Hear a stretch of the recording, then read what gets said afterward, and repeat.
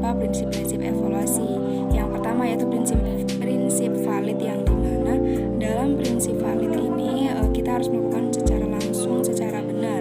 Contohnya nih, ketika kita memberikan pembelajaran fikih, tidak hanya pembelajaran saja atau tidak hanya materi yang kita berikan, tetapi juga kita harus mempraktekkan. Contohnya, ketika kita ada pelajaran wudhu, harus mempraktekkan secara langsung, yang dimana harus diawali dengan niat, kemudian setelah itu membasuh muka, nah kemudian membasuh tangan sampai siku-siku, kemudian dan seterusnya.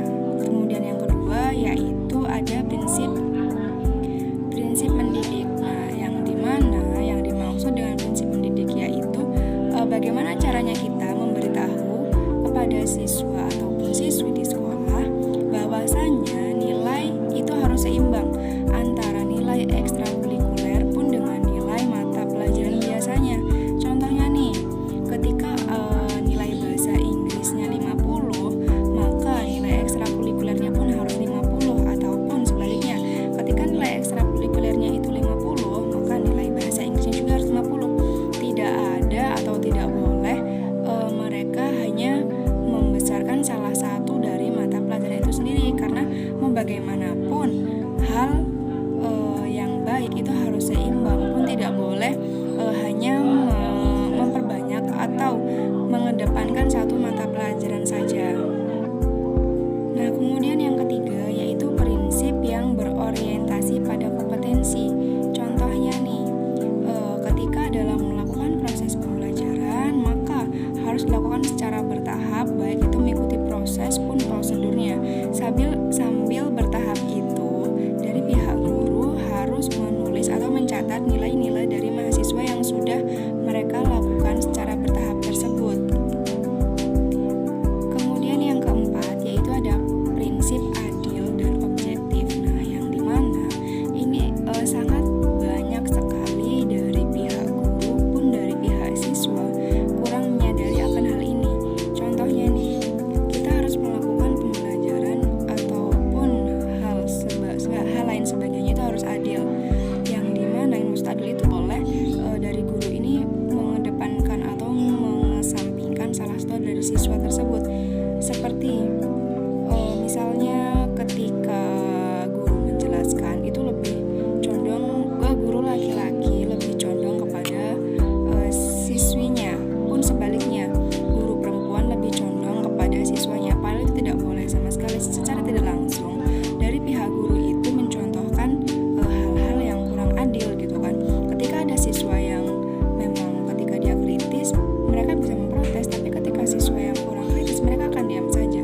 Bahkan itu tidak disadari dari banyaknya guru pun siswa-siswi yang sekarang ini.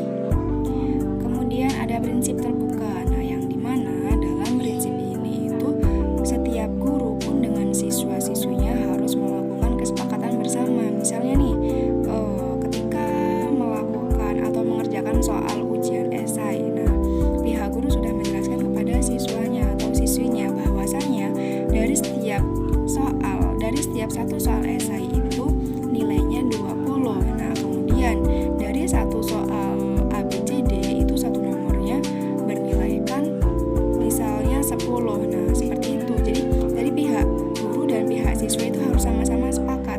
Tidak boleh ada yang misalnya tidak setuju. Dari pemaparan mengenai prinsip evaluasi, selanjutnya kita beralih pada menyusun alat evaluasi. Secara umum,